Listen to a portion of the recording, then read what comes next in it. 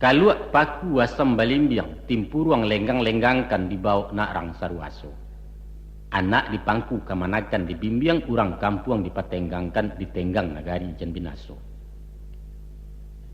Anak dipangku. Dalam arti harfiahnya si anak menyatu jo diri ayahnya secara tunggal. Kok lari tabau lari, kok jatuh asamo tarau. Patah sayuk batungkek paruah nan anak di gungguang juo. Antah kok tanah latas sirah itu bak katurang nan tinggal. Maknanya tanggung jawab mutlak jo Tuhan betul betapa. Kemudian di samping mangmangku anak, kamanakan dibimbing pulau. Membimbing adalah menuntun tangan orang sambil berjalan. Mungkasuiknya mengarahkan kanan baya, membawa kanan bana, menunjukkan di malawi ensati rantau nan betua. Nanti, kalau lah tiba di jalan data, kabui tarang hujan lata dua maku kamanakan dilapeh-lapehkan. Disuruh melangkah surang diriangkan dari belakang dibari pituah dari Jawa. Kini anaklah dipangku, kamanakanlah dibimbing, maka orang kampung pun dipatenggangkan. Tenggang adalah kata-kata Minang nalah di Indonesia kan. Menurut arti aslinya, ialah kira-kira sama jauh sahu, perbuatan atau karya macam tu. Tidak dapat bertenggang, artinya buntu segala usaha.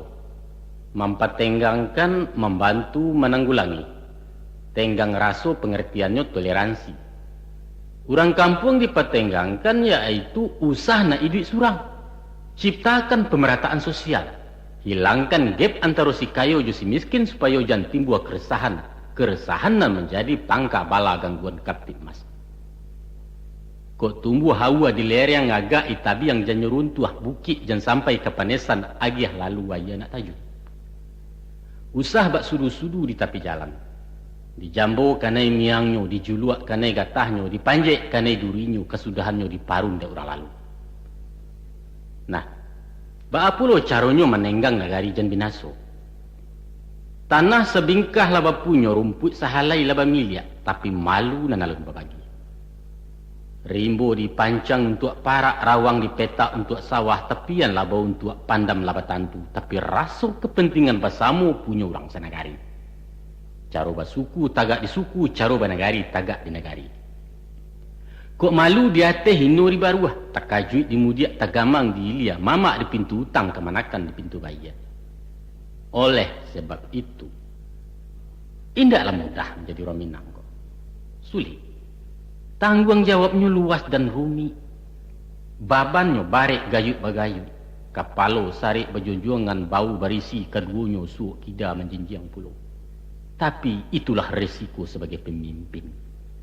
Pemimpin dan ditanya tentang kepemimpinannya. Ditanya dek manusia dan dipimpin, ditanya dek Allah yang memberikan pimpinan. Sadonya mesti dipertanggungjawabkan kini ataupun iswa.